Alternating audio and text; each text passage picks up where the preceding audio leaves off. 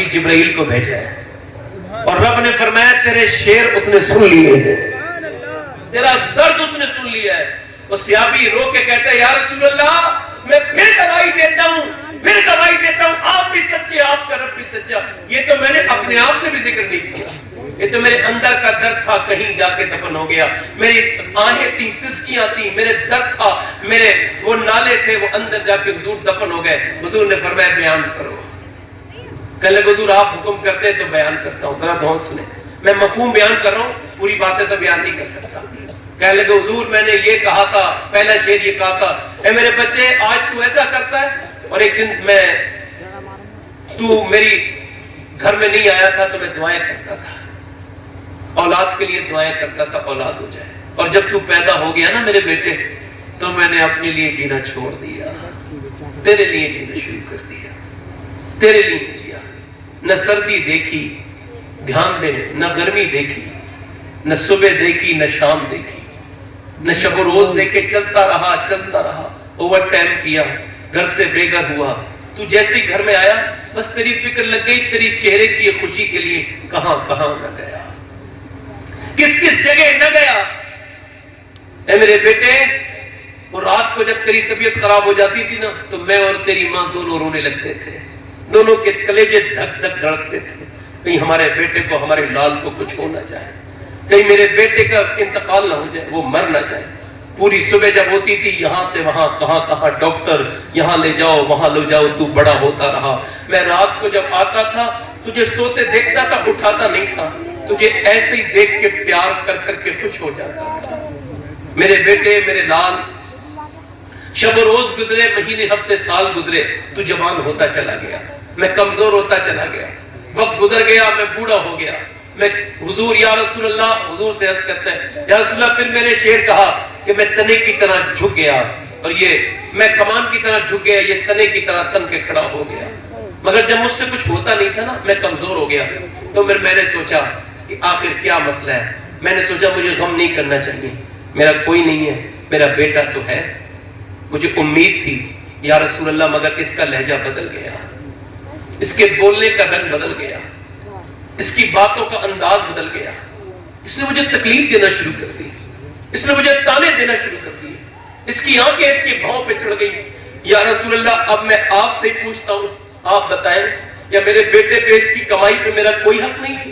اللہ کے رسول رونے لگے، اور روتے روتے میرے نبی پاک صلی اللہ علیہ وسلم نے، رحمت عالم نے اس کا گریبان پکڑا لڑکے کا اور جھٹکا دیا، اب فرمایا تو کیا کہتا ہے کہ مجھ سے پوچھنے ہے کیا؟ تیرا باپ بغیر پیسے خرچ کر تیری مرضی کا، سن تیرا مال اور تو انتا و مالوں کا لے ابھی کا، تیرے تیری جان سے زیادہ، تیرے مال سے زیادہ، تیری اختیار سے زیادہ تیرے باپ کا اس پر اختیار۔ اصل میں بات کیا ہے نا، ہم لوگ تقریریں سننے کے عادی ہو گئے، مزے والی، وہ جو جس میں لطیفے ہوں، جس میں قہقہے ہوں، اب ایسی ہوتی بھی ہیں اور یہ رکیں گی بھی نہیں، جب تک سننے والے ہیں تو سنانے والوں کو کوئی تکلیف نہیں ہوگی، انہیں پتا ہے کہ ہنسانے میں کوئی محنت بھی نہیں لگتی اور دل سے بھی کوئی مسئلہ نہیں ہوتا، کچھ بھی کہہ دو ہو جاتا ہے نا۔ اگر آپ کہیں تو میں یہی ختم کر دوں اپنی تقریر، کہیں تو تھوڑی دیر رہ گئی اور کر دوں، اجازت؟ دل لگ رہا ہے؟ اچھا وہ ایک دو لوگ اٹھتے ہیں نا، تکلیف ہوتی ہے دل کو کہ یار فلم، دنیا کے آدمی کی فلم دیکھتا ہے پوری دیکھ کے اٹھتا ہے، کیا پتا آگے کیا ہوتا، مگر ہم جیسوں کی اتنی بھی اوقات نہیں کہ ہماری پوری باتیں سن لیں، یہ افسوس ہوتا ہے۔ فلم دیکھے گا تو موبائل چارج کر کر کے دیکھے گا، مگر اسے پتا نہیں ہے کہ آخر اس کے ساتھ ہونے والا کیا ہے، دنیا کو پتہ ہی نہیں۔ انسان بنتا جب ہے انسان، جب وہ یہ سمجھ لے کہ مجھے مرنا ہے، جب تک وہ انسان ہی نہیں بنتا، وہ انسان نہیں بنتا، آدمی ہوتا ہے۔ انسان بننے میں غالب کہتا ہے گرچہ دشوار ہے ہر کام کا آسان ہونا، آدمی کو بھی میسر نہیں انسان ہونا، ہے نا۔ آج میں کیا عرض کر رہا تھا، ماں کی بات اور باپ کی بات، آج باپ ہے تو خیال نہیں کرتے، اچھا ماں کی بات کرنے لگا ہوں، بس آخری بات سن لیجئے ذرا ایک مرتبہ دل لگا کے کہیے یا رسول اللہ۔ آپ میری بات سمجھ رہے ہیں؟ میری بات میں کیا عرض کر رہا تھا، آج ماں کا معاملہ یہ ہے کہ مائیں بھی میاں اب در در کی ٹھوکریں کھا رہی ہے نا۔ ایک میں نے واقعہ پڑھا تھا، وہ یہ کچھ دنوں پہلے ہوا ہے، وہ دلی بمبئی میں ایک لڑکا انجینئر بن گیا، ادھر یو پی کا رہنے والا تھا، بمبئی میں جا کے انجینئر بنا۔ اچھا انجینئر بن کے اتنا جری، اتنا جو ہے وہ بے باک اور بدتمیز ہو گیا کہ اس نے شادی بھی اپنی مرضی سے کر لی, دلہن بھی اپنی مرضی کی, پڑھایا ماں باپ نے, چھوڑ دیا ماں باپ, باپ مر گیا اس غم میں, اور ماں بیوہ ہو گئی. اور جب ماں بیوہ ہو گئی, یہ شادی ماں کرے بیٹھا ہے, ماں کہہ رہی ہے بیٹے میں تجھے دیکھنا چاہتی ہوں, خط لکھ رہی ہے. تو بیٹا کہہ رہا ہے ٹھیک ہے امی میں تمہارا انتظام کرتا ہوں. تو جب رمضان آنے لگے تو بیٹا اپنی ماں سے بیوی سے کہنے لگا کیا امی کو بلا لوں, میں سوچتا ہوں رمضان بھی کاٹ لیں گی اور آپ بھی جائیں گی. بیوی نے کہا ٹھیک ہے بلا لے, بیوی سے اجازت چاہ رہا ہے. یار لوگ بیوی, میں بیویوں کا مخالف نہیں, بیوی کا خیال رکھنا چاہیے. حضور نے فرمایا تم میں بہتر وہ ہے جو اپنی بیوی سے ہی بہتر ہے, میں بیوی کا مخالف نہیں, مگر یہ بات کہتا ہوں ماں اور بیوی میں ماں اور بیوی میں ماں. اگر کوئی ایسا مسئلہ آ جائے, کچھ لوگ کہتے ہیں میری ماں بدتمیز ہے, سن جس کی زبان ٹھیک ٹھاک ہونا اسے کوئی بھی رکھ لے گا. یہ آزمائش اور یہ حکم انہی ماؤں کے لیے ہے, جب وہ کچھ کہے تو اف تک نہ کہو. سمجھے بیوی بیوی سن, تیرے جیسے جنہیں کتنوں کی بیویاں تھی, مگر جب وہ مرے تو ان کی بیویاں کچھ دنوں کے بعد کسی دوسرے کی بیوی بن گئی, مگر جس کی ماں ہوتی ہے اس کی قیامت تک مارے.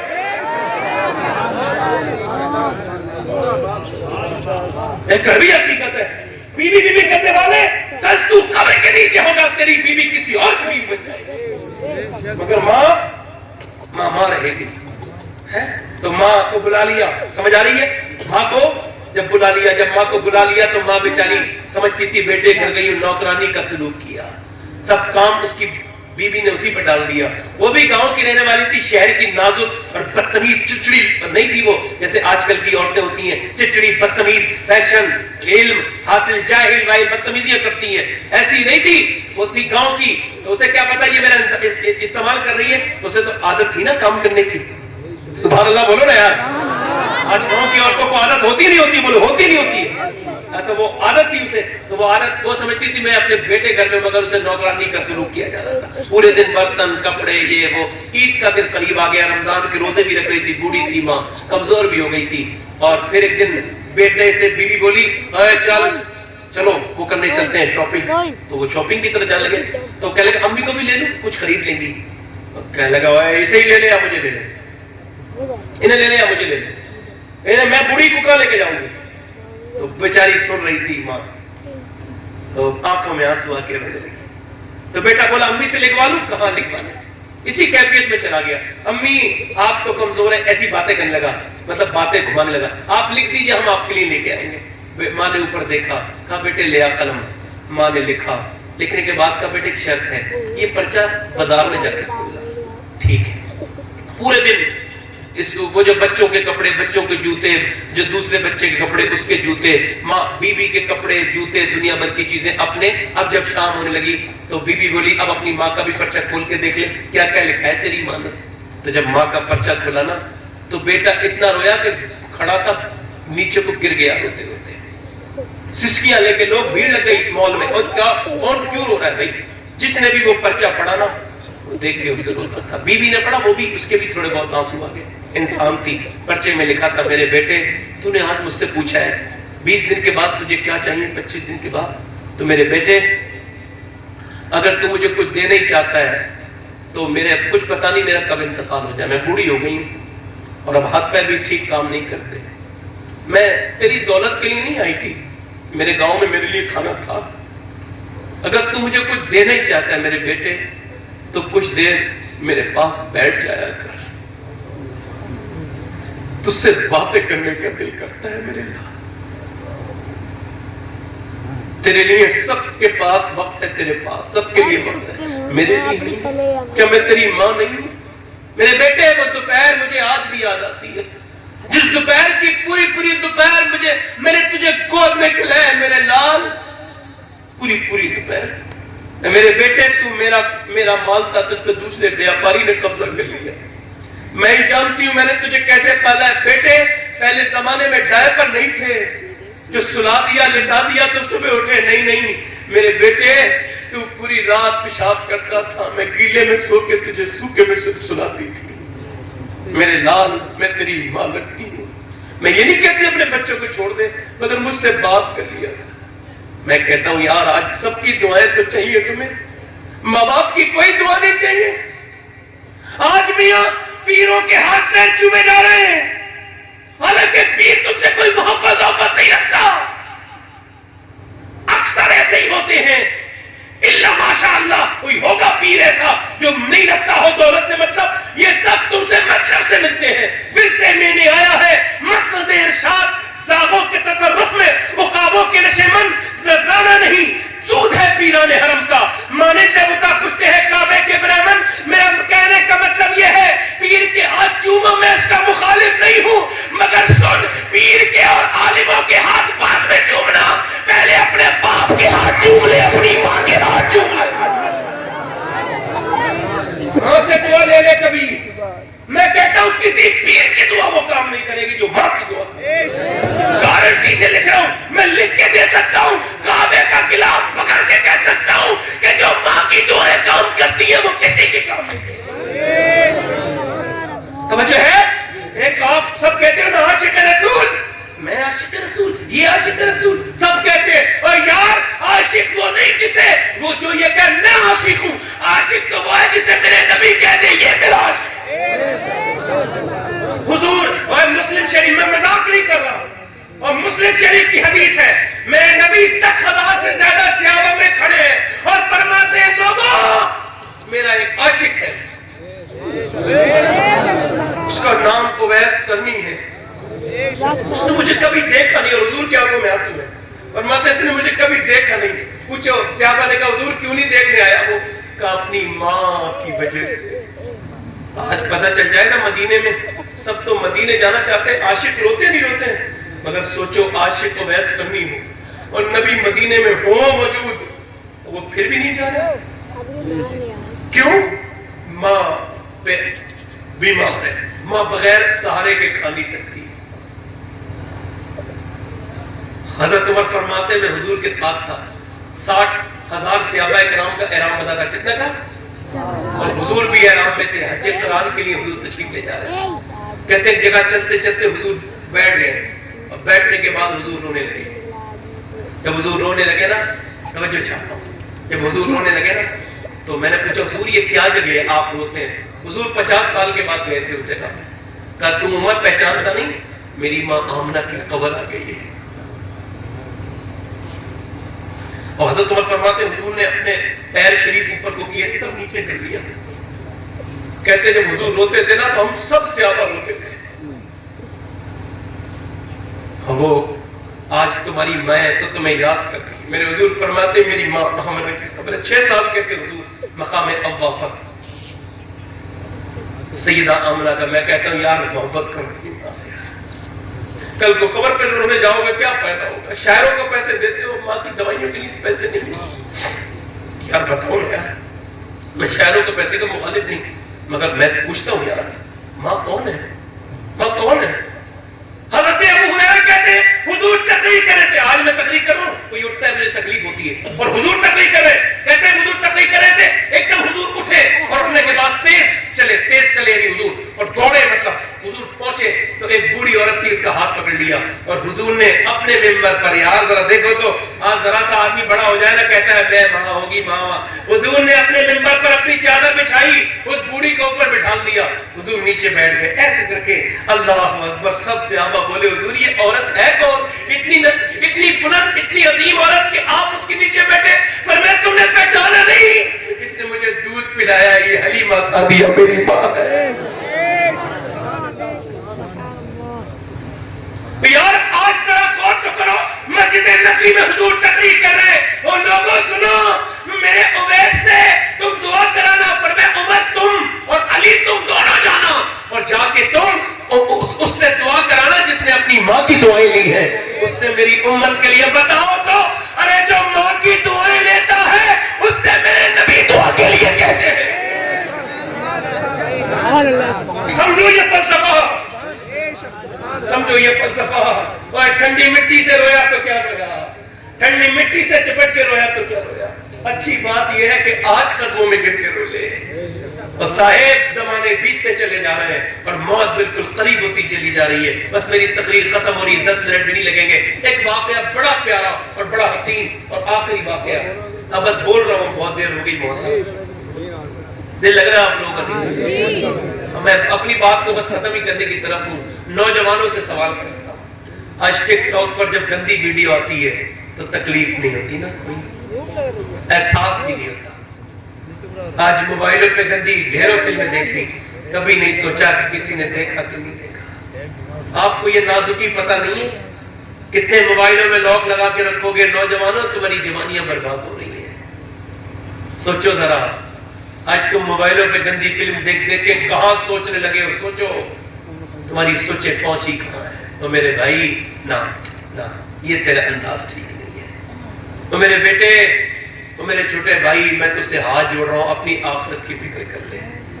دیکھ کوئی موٹر سائیکل سے اگر تیز چلاتا ہے تو ماں باپ ہاتھ جوڑ کے کہتے ہیں بیٹے تیز نہ چلا, تکلیف ہو جائے. میں تجھے آخرت کے لیے ہاتھ جوڑ رہا ہوں. میرے بھائی یہ موبائل ٹھیک نہیں ہے, اس کا غلط استعمال نہ کر. یہ کتنے لاک لگائے گا, گھر والوں چھپائے گا lock, face lock, pattern lock, کوئی ایسا لاک لگائے بنائے جو اللہ سے چھپا سکے, ایسا چھپائے. با فرید کی بات کرتا ہوں اور بڑا خاص واقعہ بیان کر رہا ہوں, شاید تیسری بار بیان کر رہا ہوں تو شاید آپ پہلی بار سنیں گے. میری بہنیں بھی سن لیں, بیٹھی ہیں الحمدللہ. آج لڑکیاں بھی معاذ اللہ ٹک ٹاک پر یہاں وہاں خوب چلتی ہیں, خوب فلمیں اور ڈرامے بنا رہی ہیں اور وہ بڑی اس طرف جا رہی ہیں. آج ان کے پاس کپڑے بھی ہیں, سب کچھ ہے, مگر اگر ہے نہیں تو پردہ نہیں ہے. میری بیٹیاں, میری بہنیں, میری بچیاں بیٹھی ہیں, ان سے بھی میں گزارش کر سکتا ہوں, میری بیٹیوں یہ تنگ اور فٹنگ کے کپڑے تمہارے لائق نہیں ہیں. تم انگریز کی بچی نہیں ہو, تم اللہ کے رسول کی امت کی بچی ہو. اگر باپ نے یہ بات کہہ دی ہوتی تو میاں یہ وقت آج دور گزر رہا ہے, عجیب سا دور آ گیا ہے. میں بات کیا کر رہا تھا, جو بات کر رہا تھا میری بہنیں سنیں اور آپ بھی سنیں. بات میں کر رہا تھا کہ بات میں جو کر رہا تھا وہ یہ کر رہا تھا کہ اب لڑکے لڑکیاں سب تمام لوگوں سے یہ جو آپ گناہ کرتے ہیں آپ سمجھتے ہیں کوئی دیکھ نہیں رہا ہے. آج بابا فرید کہتے ہیں, میرے شیخ قطب الدین بختیار کاکی نے مجھ سے کہا, اوے بابا جا گھوم سیر کر, اللہ کی بڑی رحمتیں ملیں گی, بڑی نشانیاں ملیں گی, جا گھوم زمین میں, تو گھوم سیر کر. بابا فرید کہتے ہیں میں بڑا گھوما. آپ نے دیکھا ہوگا بڑے چلے بابا فرید کے, یہاں کچھ اس میں ہے نہیں, کچھ ایسے بھی ہے تو ان کا بھی ہم تو احترام ہی کرتے ہیں, ہمیں کوئی ثبوت نہیں, تو مگر احترام کرنا چاہیے. اگر کوئی آپ کو مزار ایسا لگتا ہے کہ جس کے بارے میں آپ کے بارے میں کوئی اطلاع نہیں ہے تو آپ اس کا احترام کریں, ہے نا, مزار ہے. کچھ لوگ اسی شک میں پڑے ہیں کہ نہیں ہے تو وہ جو ہوتا ہے اسے بھی نہیں مانتے, عجیب ذہن ان کا ہو جاتا ہے, منفی سوچ بن جاتی ہے. توجہ چاہتا ہوں, کچھ لوگوں کا مزاج ہے. تو بابا فرید جو ہے نا وہ کہتے ہیں وہ جاتے تھے تو کسی ولی سے ملتے تھے. اس علاقے میں انہوں نے پوچھا کوئی ولی رہتا ہے اس علاقے میں؟ ایک علاقے میں جا کے کہنے لگے یہاں کوئی نہیں رہتا, اوپر پہاڑ پہ ایک آدھا دن کا راستہ ہے. کتنے دن کا؟ کتنے دن کا بولو؟ ایک کوئی نیک آدمی رہتا ہے, سالوں سے ہمیں پتہ نہیں وہ کون ہے, مگر ہے مسلمان, اور لوگوں نے جنہوں نے دیکھا وہ کہتے ہیں بڑے خوبصورت ہے, اس کا چہرے سے نور پھوٹتا ہے. بابا فرید کہتے ہیں مجھے حیرت ہوئی اور اشتیاق ہوا, میں چڑھ گیا, تجسس بنا. کہتے ہیں میں چڑھا تو آدھے دن سے بھی زیادہ لگ گیا اوپر چڑھتے چڑھتے. کہتے خیر پہنچا, جب پہنچا تو غار تھی, غار گفا, غار سمجھتے ہیں گفا جیسے کہتے ہیں گفا. وہ کہتے ہیں باہر کھڑا تھا میں گفا کے باہر, تو کہتے ہیں کہ میں باہر کھڑا تھا تو جو ہے میری بات کو کہتے ہیں میں نے دیکھا کہ میرے بہنیں سنیں آپ سنیں, میں نے دیکھا کہ ایک ٹانگ ہے وہ کٹی ہوئی پڑی ہے باہر لاکھ, اور اس پہ میں نے دیکھا اس کے اوپر نہ گوشت ہے نہ اس کے اوپر نہ کھال ہے نہ گوشت ہے. کہتے ہیں میں تھوڑا آگے بڑھا تو میں نے اندر جا کے دیکھا اندھیرے میں ایک اللہ کا نیک بندہ بیٹھا ہے, اس کا چہرہ ڈھکا ہوا ہے, وہ اس کا چہرہ کھل رہا ہے, پورا جسم ڈھکا ہوا ہے اور گدڑی پہنے ہوئے ہے, مطلب فقیروں والی گدڑی, بالکل پھٹے ہوئے کپڑے, وہ بیٹھا ہے نیچے منہ کر کے. مجھے دیکھتے ہی اس نے مجھ سے یہ نہیں پوچھا تو کون ہے, کہا آجا فرید آجا بیٹھ جا. کہتے ہیں اتنی نصیحت کی باتیں بتائی کہ میرا دل جگمگ روشن ہو گیا, دل میں ٹھنڈ پڑ گئی, کلیجے میں برف گر گیا. کہتے ہیں بڑا سکون ہوا. کہتے ہیں سنت ہے کہ جب کوئی جائے تو دروازے تک چھوڑو. کہتے ہیں وہ اندر تھے گفا کے غار کے اندر, جب میں جانے لگا تو وہ کھڑے ہوئے. اے اللہ, کہتے مجھے حیرت نہ رہی, میں نے دیکھا ان کی بھی ایک ٹانگ ہے. تو میں چونکہ ڈر رہا تھا مگر میں نے ڈرتے ڈرتے پھر پوچھا, میں نے کہا صاحب ایک سوال کرنا ہے حضور کا. کیا؟ کہنے لگے حضور ایک لات باہر پڑی ہے, ایک پیر باہر پڑا ہے کٹا ہوا, ایک آپ کا پیر نہیں ہے, میں پریشان ہوں, کیا ہو گیا؟ آپ بتا سکتے ہیں؟ کہنے لگے تو فرید پوچھتا ہے تو بتاتا ہوں. بات یہ وہ میری ہی لات ہے. ہوا یہ تھا کہ میں بارش بہت ہو رہی تھی اور میں اس کے اندر تھا کار کے. بہت بارش ہو رہی تھی, بارش زیادہ ہو رہی تھی. بارش 8 دن ہوئی اور مجھے سردی لگ گئی. تو میں لگتا تھا شاید بارش اور میرا انتقال ہو جائے گا, اتنی سردی تھی. یہاں کوئی سامان نہیں تھا, میں بالکل سکڑا ہو بیٹھا تھا. بڑی اللہ کی کرم کی معاملے, کہتے ہیں اللہ کی طرف سے معاملہ تھا. کہتے ہیں 8 دن کے بعد دھوپ نکلی, اللہ کا شکر بڑا ہوا. دھوپ نکلی تو میں پہاڑ کے بہر تھوڑا سا نکلا, غار کے منہ پہ دروازے پر پہنچا. ایک گفا کا دروازہ ہوتا ہے. جب اس میں جب پہنچا تو دھوپ لگی, اس طرح سیکھنے لگا. اتنی دیر میں آزمائش آ گئی.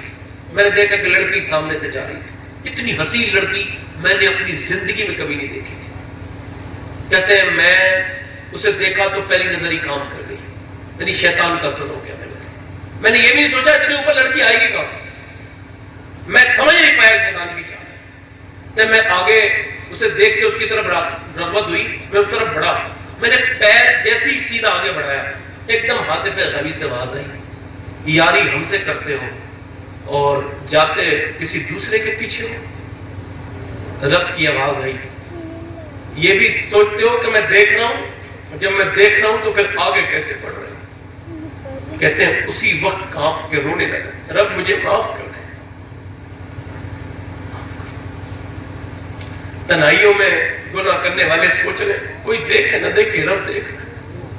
آواز آئی, یاری ہم سے کرتے ہو اور جاتے کسی دوسرے کے پیچھے ہو. وہ کہتے ہیں بوئے فرید سن, میں نے اپنی ٹانگ باہر ہی لینے تھی, اندر نہیں کی. جب چلی گئی تھی تو میں وہیں بیٹھ گیا.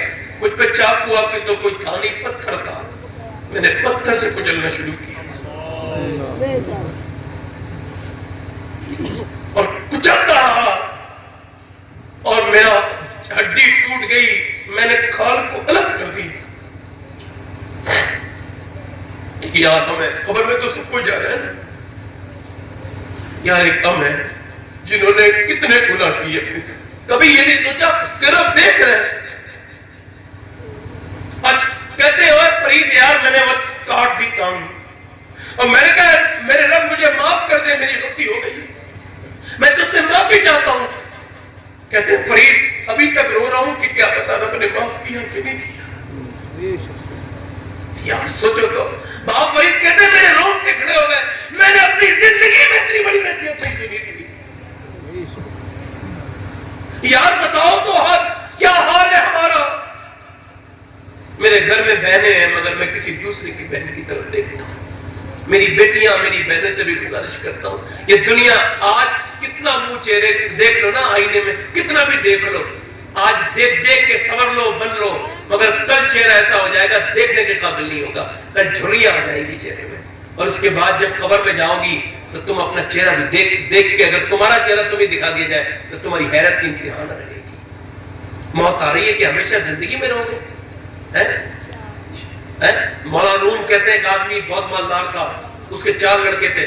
تو اس نے کہا کہ بھائی میرا لڑکے سب بگڑے ہوئے, آخری بات کرو. دل لگ رہا ہے نہیں لگ رہا ہے؟ تو کہا کہ آخری بات کرو. وہ کہنے لگے اس نے کہا میرے 4 لڑکے بگڑے ہوئے. تو اس نے 2 خط لکھے. میری وصیت یہ ہے کہ ایک خط پڑھا جائے میرا جنازہ پڑھانے سے پہلے. کب؟ جنازہ پڑھانے سے, اور ایک پڑھا جائے جنازہ پڑھانے کے. اچھا جیسے وہ مرا تو تمام بھیڑ لگ گئی جنازے, لمبی بھیڑ. خط کھولا گیا, امام صاحب نے پڑھا. بھائی خط میں یہ لکھا ہے, لکھ رہا تھا خط میں میری دولت میں سے ہر اس انسان کو پیسے دیے جائیں, حصہ دیا جائے جس نے میری نماز جنازہ نہیں پڑھی, جو میری نماز جنازہ نہ پڑھے. ایسے کر کے لوگ پیچھے اعلان سن کے پیچھے ہٹنے لگے یار کیا کرنا ہے نماز پڑھ کے, کوئی فرض تھوڑی ہے پڑھنے کے پایا, کوئی اور پڑھ لے گا. پیچھے ہٹ گئے, ایک ہٹی, دوسری سب ہٹی, تیسری, سب نے ایک دوسرے سے اعلان سنا, بولے یار بڑا مالدار ہے, کچھ نہ کچھ تو مل ہی جائے گا, کوئی اور پڑھ لے گا, ہم تھوڑی پڑھیں. پیچھے ہٹ گئے, ہٹتے گئے. آخر میں 4 لڑکے امام رہ گیا. لڑکے بولے کہ یار سب لے رہے ہیں, ظالم باپ نے ہمیں تو کچھ دیا ہی نہیں, تو ہم بھی کیوں پڑھیں, کچھ تھوڑا بہت ہمیں مل جائے گا, ہم بھی نہیں پڑھتے ہیں. لڑکے بھی پیچھے ہٹ گئے. ایک صاحب کے میں جنازے میں گیا تھا, انتقال ہو گیا تھا اچانک ان کا. تو ان کا لڑکا کھڑا تھا, 1.25 لاکھ کا موبائل تھا اس کے پاس, ایپل کا. تو میں نے اس سے کہا یار تجھے یہ ایپل کا موبائل تیرے باپ نے تو دیا؟ کہنے لگا ہاں. میں نے کہا یار اس کا سوٹر ہے, بڑا اچھا سوٹر ہے اور ٹھیک بھی ہے, دھلوا لینا, پہن لینا, میں غسل دینے سے پہلے تجھے اتار کے دے دیتا ہوں. کہنے لگا نا میت کے کپڑے نہیں پہنتے.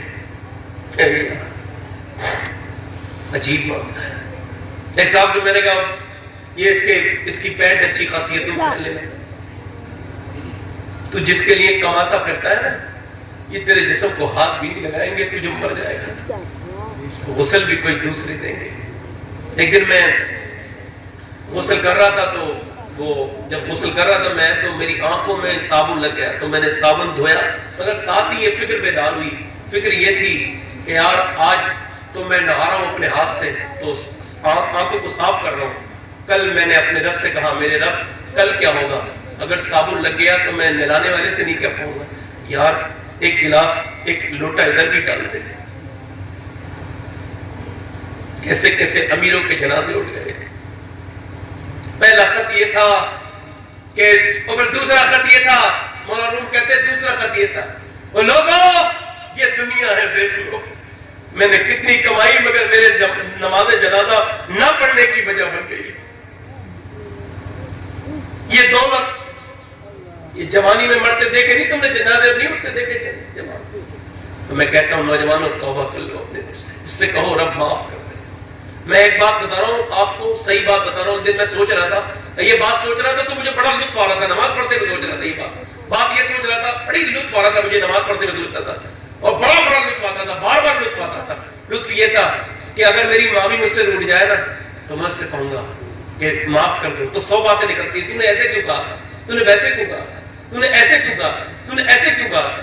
اب بھائی سگا روٹ جائے نا, وہ بھی دنیا بھر کی پنچایت لگواتا ہے, پھر کہیں جا کے راضی ہوتا ہے. دیکھو تو دوست, وہ بھی اس سے معافی مانگو, یار معافی مانگتا رہوں, وہ بھی معاف نہیں کرتا. یہ دنیا ہے جس سے ہم نے معافی مانگی, مگر یہ دل سے کبھی کوئی کچھ پوچھتا ہے, کوئی کچھ پوچھتا ہے, رسوائی کرتی ہے, تو نے یہ کیوں کہا تھا, وہ کیوں کہا تھا, یہ کیوں کیا تھا, ایسا کیوں کیا تھا. ایک یہ دنیا ہے, ایک میرا رب ہے, اور جب اس سے معافی مانگو کبھی یہ نہیں کہتا کہ تو نے کیا کیا تھا, نہیں کہتا ہے تو نے جو گناہ کیا ہے تجھے ذکر کرنے کی بھی ضرورت نہیں, میں تیرا رب ہوں, تو ایک بار دل سے مجھ سے معافی مانگ لے, میں تجھے دنیا میں بھی پاک رکھوں گا, دنیا میں آخرت میں بھی میں تیرے عیب کو ڈھک دوں گا.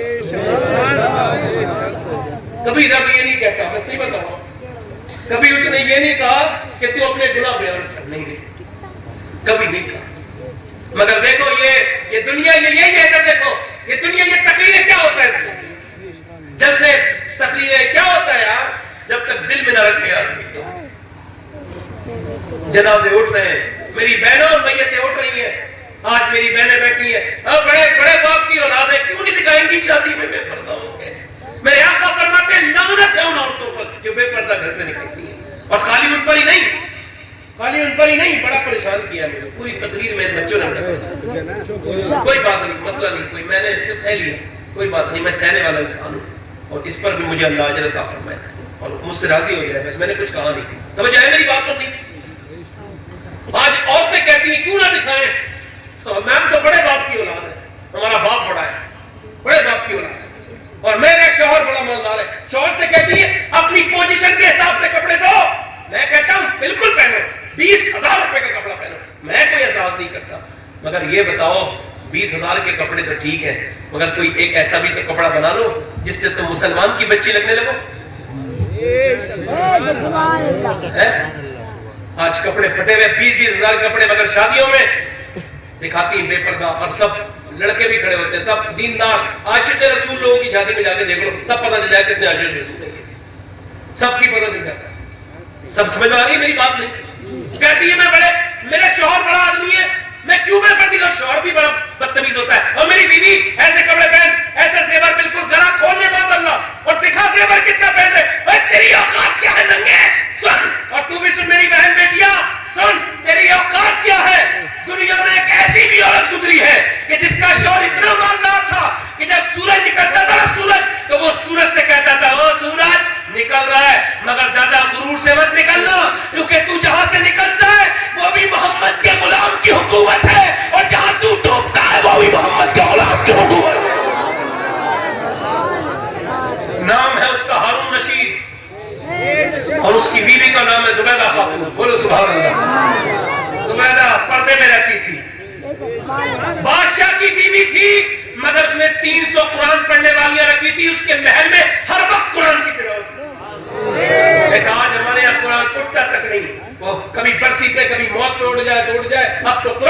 سکتا. ایسا لگتا ہے قرآن موت کے لیے آیا. نہیں نہیں, قرآن زندگی کے لیے آیا. سبحان اللہ. میری بہنوں, میری بیٹیوں, آج تم اس کے کتنے, زبیدہ معلوم ہے کون ہے؟ زبیدہ کتنے بڑے شہنشاہ کی بی بی ہے, مگر سنو اس نے نہر زبیدہ کھدوائی کہاں سے؟ عراق سے لے کے اور کہاں تک؟ مزدلفہ تک, عرفات کے میدان تک, مکے تک, یعنی 1300 کلومیٹر کی نہر کھدوائی حاجیوں کے لیے. وہ آج بھی وہ نہر موجود ہے مینا میں, اس کا نام ہے نہر زبیدہ. سمجھ آ رہی ہے؟ مگر زبیدہ جب انتقال ہوا نا تو اس کی سہیلی نے خواب میں دیکھ کے پوچھا, بات بڑی خاص ہے, خواب میں دیکھ کے پوچھا, اور زبیدہ کیا گزری؟ کہہ لگی اللہ نے مجھے بخش دیا بن سوال, بغیر سوال کے, بغیر حساب کتاب کے. پہلے جب میں قبر میں پہنچی نا تو رب نے فرمایا, او زبیدہ یہ بتا کہ تو نے ایک دن کھانا کھاتے کھاتے لقمہ نیچے کیوں رکھ دیا تھا, نوالا کیوں رکھ دیا تھا؟ تو وہ کہتی ہے کہ اللہ تو سب جانتا ہے نا, پھر بھی پوچھ رہے ہیں کیوں رکھ دیا تھا؟ تو زبیدہ کہنے لگی مولا جب میں کھانا کھا رہی تھی نا سر پہ دوپٹہ نہیں تھا, اذان کی آواز آئی, تیرا نام آیا تو میں نے تیرے نام کے احترام میں نوالا پھینک دیا, سر ڈھک لیا, جلدی سے پھینکا, جلدی سے ڈھکا, کہ تیرے نام کا احترام کرنے کے لیے. اور رب فرماتا ہے زبیدہ تجھے میرے نام کا احترام ہے تو پھر تجھے میرے نام کا احترام ہے تو سن, مجھے بھی تیرا احترام ہے. اگر تو وہ کر سکتی ہے تو میری رحمت یہ ہے کہ میں تجھ سے حساب نہیں لیتا, بے حساب بخش رہا ہوں. میری بہنوں, آج تو ٹی وی تک بند نہیں کرتی عورتیں, اذان ہوتی رہتی ہے. میں کہہ رہا ہوں موت آنے والی ہے, ان قریب موت آنے والی ہے. یہ بزرگ گزرے تھے, روایت میں بڑی بزرگ گزرے, قبرستان سے گزرے تھے, کہنے لگے کیا حال ہے قبر والو, السلام علیکم, سلام کیا, کہا کیا حال ہے؟ جب وہ سلام کیا تو کہنے لگے بڑا سکون سے سو رہے ہوگے, سمجھو ہے, بڑے سکون سے سو رہے ہوگے. کہتے ہیں میں کوئی آواز تھوڑی آئے گی, کہتے آواز آ گئی مڑ دے گی. لگا حضور کیا کہتے ہو؟ سرکار ہم سکون سے سو رہے ہیں. نہیں نہیں, جو دنیا میں سوئے تھے آج اس کی سزا بھگت رہے ہیں. موت آنے والی ہے دوستو, موت آ گئی. میرے دوستو, میرے بھائیوں, موت آ رہی ہے. موت کو یاد رکھو. میرے غوث اعظم فرماتے ہیں محلوں پہ اترانے والے کتنے لوگ ایسے ہیں, محل انہوں نے گھر والوں کے لیے بنائے, آج ان کی قبروں میں ان کی مٹی پلید ہو گئی ہے. تو انشاءاللہ تعالی توبہ کریں گے اپنے رب سے. تو پہلا ہم نے کیا کہا تھا آپ سے؟ شکر. کیا کہا تھا آپ سے؟ شکر ادا کرو, اور شکر سب کا ادا کرو. شکریہ